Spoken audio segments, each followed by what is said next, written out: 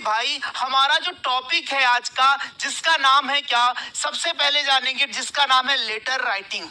हम सबसे पहले लेटर राइटिंग को जानेंगे कि ये लेटर राइटिंग होते क्या है। तो अगर मैं बात करता हूं कि letter writing is the exchange of written communication.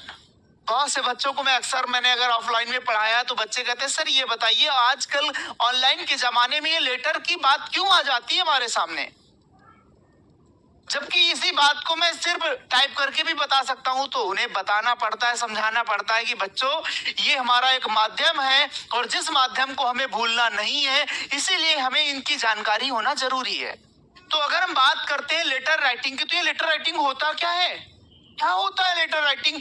तो भाई letter writing is the exchange of written communication. लिखी हुई बातचीत का एक माध्यम है बिटवीन टू पीपल, दो लोगों के बीच, और पार्टीज या फिर दो पार्टी के बीच। एक पार्टी इधर एक पार्टी इधर आपस में एक दूसरे से कम्युनिकेशन कर सकते हैं। कैसे? By using letter usually containing information. यहाँ इंफॉर्मेशन दी जा सकती है, फीलिंग्स अपनी भावनाओं को बताया जा सकता है, और रिक्वेस्ट किसी से विनती की जा सकती है, और थॉट्स या फिर अपने विचारों का आदान प्रदान किया जाता है। तो यहाँ से एक बात पता चल गई, अच्छा सर इसका मतलब ये होता है लेटर राइटिंग के थ्रू हम क्या कर सकते हैं, हम अपनी बातों को सामने वाले तक पहुंचा सकते हैं। जैसा कि अगर आपके घर पे बाबा जी होंगे, पिताजी होंगे, तो आप उनसे पूछेंगे कि पहले का जो समय हुआ करता था वो इसी पर निर्भर हुआ करता था।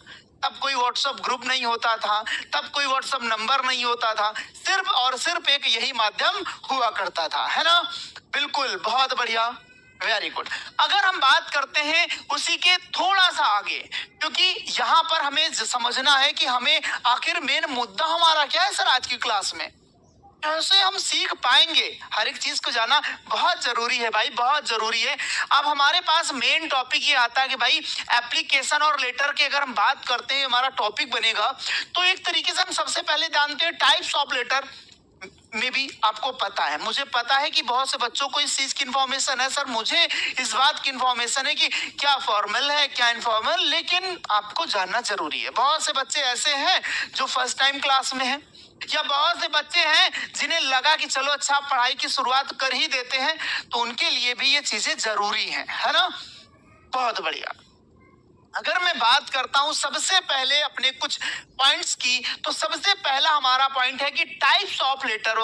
जो लेटर होते हैं वो कितने टाइप्स के होते हैं, तो आपकी जानकारी के लिए आपको बताते हैं कि हमारे लेटर 2 टाइप्स के होते हैं, फॉर्मल औपचारिक पत्र, इनफॉर्मल अनौपचारिक पत्र। फॉर्मल और हमारे इनफॉर्मल दो तरीके के पत्र होते हैं, और ये दो तरीके के पत्र में कैसे क्या होता है, चलिए उसको भी जल्दी से समझ लेते हैं। रिटन फॉर ऑफिशियल और प्रोफेशनल पर्पस, मतलब जो फॉर्मल लेटर होता है ये हमेशा ऑफिस के लिए लिखे जाते हैं या किसी प्रोफेशनल पर्पस के लिए लिखे जाते हैं। क्लियर हो गई। मतलब अगर हम बात करते हैं फॉर्मल लेटर की, तो ये लेटर किसी फ्रेंड को, किसी रिलेटिव्स को नहीं दिए जाते हैं, किसी फ्रेंड्स को, किसी रिलेटिव्स को नहीं दिए जाते। हालांकि आपके एग्जाम में यहां से प्रश्न नहीं बनेगा, वास्तव में प्रश्न कहां से आएगा उसकी जानकारी भरपूर दी जाएगी। बिल्कुल आगे करते हैं कि भाई use to communicate with the authorities, offices, school, companies etc। मतलब ये लेटर में भी कहाँ यूज हो सकते हैं, किसी अथॉरिटीज अधिकारी के पास जा सकता है, ऑफिसेज किसी ऑफिस में जा सकता है, दफ्तर में जा सकता है, स्कूल किसी स्कूल में, विद्यालय में जा सकता है, और किसी कंपनी में भी भेजा जा सकता है ना। अगर मैं बात करता हूं कि इसके अंतर्गत क्या क्या आता है भाई, तो इसके अंतर्गत आपको एप्लीकेशन फॉर लीव आ जाएगा, या फिर कंप्लेंट लेटर आ जाएगा, एक दूसरे की शिकायत हेतु पत्र होते हैं, ठीक। इंक्वायरी लेटर या लेटर टू द एडिटर। अगर मैं बात करता हूं वन ऑफ द बेस्ट रामबाण की, तो भाई आज का आपका जो रामबाण होने वाला, हालांकि इसमें भी मैं बात करता हूं लेकिन बात रामबाण की होने वाली है, तो हमारा आज का जो रामबाण होगा लेटर टू द एडिटर होने वाला है, क्योंकि हमारे एग्जाम में 90% नहीं 99% चांस है इसी के आने के। चांस नहीं सर, कंफर्म है कि लेटर टू एडिटर ही आएगा। अगर आप क्लास 12th में हैं तो आपको बहुत अच्छे से बात की जानकारी होगी कि हाँ सर आप बिल्कुल सही कह रहे हैं, लेटर टू द एडिटर कई बार से आया हुआ है और हम लोग भी इसकी तैयारी भरपूर करके रखेंगे। तो हमारे प्यारे बच्चे सतर्क हो जाएं, सावधान हो जाएं और अब तैयारी करेंगे किसकी? Letter to the editor. कैसे लिखेंगे सर? मैं बताऊंगा, आपको समझाऊंगा, अच्छे अच्छे से पॉइंट्स बताएंगे कि कैसे आपको लिखना है और आपके सामने कॉपी के पेजेस रहेंगे और आप किस तरीके से अपने पेन को चलाएंगे उस पर काम करेंगे। इसलिए मैं बोल रहा हूं कि कॉपी पेन नहीं है तो फटाफट से कॉपी पेन ओपन कर लीजिए। भाई पेन भी अपना ओपन ही करना है आपको, है ना? बिल्कुल। हाँ, अब हम बात करते हैं इनफॉर्मल लेटर्स की। इनफॉर्मल लेटर्स जो कि बहुत रेयर केस होते हैं इनके हमारे एग्जाम में आने की, लेकिन फिर भी समझना तो है। अगर समझेंगे नहीं तो हमें चीजें आगे पता कैसे चलेंगी? तो ये हमारे अनौपचारिक पत्र होते हैं, रिटन टू फ्रेंड्स जिन्हें दोस्तों को भेजा जाता है, फैमिली मतलब आपस में एक दूसरे फैमिली मेंबर्स को भेज सकते हैं, और रिलेटिव्स या फिर अपने सगे संबंधियों को भेज सकते हैं। अगर मैं बात करता हूं कि भाई इनका टोन कैसा होना चाहिए, इनकी जो लैंग्वेज होनी चाहिए वो कैसी होनी चाहिए, वो ऐसी होनी चाहिए कि इज फ्रेंडली एंड पर्सनल। मतलब अगर हम बात करते हैं इसके कुछ एग्जांपल्स की मतलब कि अगर इसके अंदर कौन कौन से लेटर आ सकते हैं, तो भाई letter to friends about your holidays, मतलब आप एक दूसरे फ्रेंड्स को इनवाइट कर सकते हो कि भाई हॉलीडेज पे स्पेंड करेंगे। हम लोग क्लास 10th में होते हैं तो सबसे ज्यादा इंपॉर्टेंट ये लेटर्स होते हैं, है ना? बिल्कुल लेटर इंपॉर्टेंट होते हैं। और अगर बात करते हैं थैंकिंग समवन, एक दूसरे को धन्यवाद देने हैं, तो ऐसे पत्रों को लिखा जाता है। अब हम सीधा बात करते हैं अपने रामबाण की। अब हम सीधा बात करते हैं भाई अपने रामबाण की। तो हमारा आज का रामबाण क्या होने वाला है? हमारा आज का रामबाण होने वाला है कि भाई लेटर टू द एडिटर। इस बात को समझना पड़ेगा, लेटर टू एडिटर।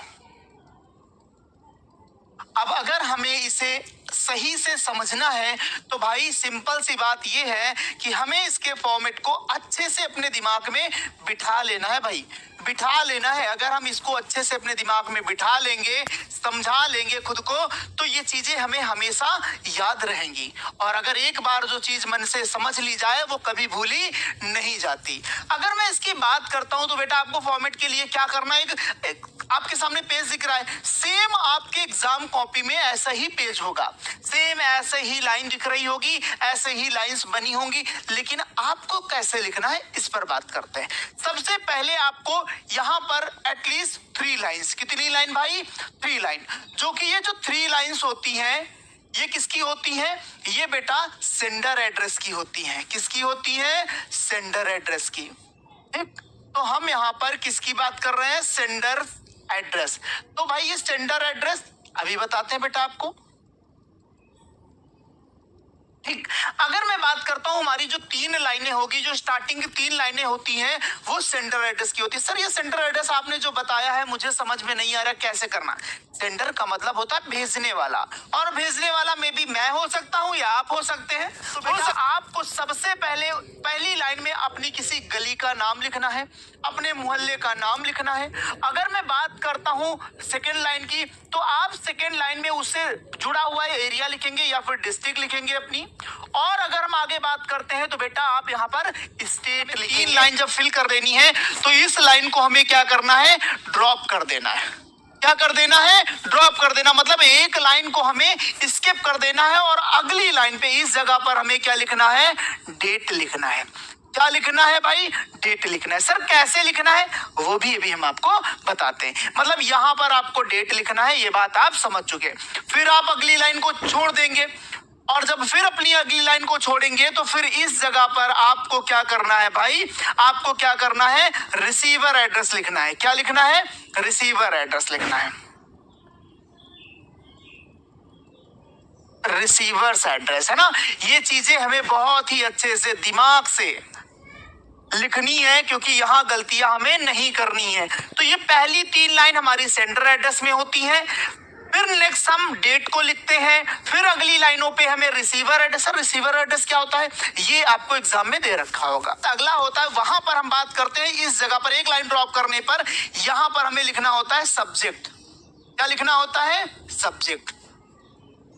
एक सब्जेक्ट लिखना होता है, और सब्जेक्ट में क्या लिखना होता है ये भी मैं बताऊंगा, ठीक, ये भी मैं बताऊंगा। अब मैं बात करता हूं सब्जेक्ट लिखने के बाद भाई एक लाइन आपको छोड़ देनी है और फिर आपको क्या लिखना है, पॉलिटिशियन। ये क्या होता है सर, इसका मतलब होता है अभिवादन। क्या होता है, अभिवादन। और ये अभिवादन क्या होता है, अभिवादन का मतलब हो गया, अभिवादन का मतलब हो गया आप जिसके संबंध में दे रहे हैं वो आपको यहाँ पर लिखना है। इतनी बात सभी को क्लियर हो रही है ना। अब उसके बाद आपकी क्या होगी, इसके बाद मैं आपको इस साइड दिखाता हूं, कुछ इधर समझने का प्रयास करें, ठीक। इतना लिखने के बाद फिर आपको क्या लिखना है, क्या लिखना है, बॉडी ऑफ लेटर, ठीक, बॉडी ऑफ लेटर। इसी के नीचे हम लिख रहे हैं बॉडी ऑफ लेटर। ओके प्यारे बच्चों, बॉडी ऑफ लेटर लिख दिया। फिर बॉडी ऑफ लेटर लिखने के बाद आपको क्या करना है, उसके बाद आपको लिखना है यहाँ पर कॉम्प्लीमेंट्री क्लोज भी करना है। ये क्या होता है सर, बॉडी ऑफ, देखो बेटा बॉडी ऑफ लेटर ना एटलीस्ट 6 लाइन 7 लाइन की होनी चाहिए, 6 लाइन 7 लाइन की होनी चाहिए, ठीक। फिर यहाँ पर कॉम्प्लीमेंट्री क्लोज,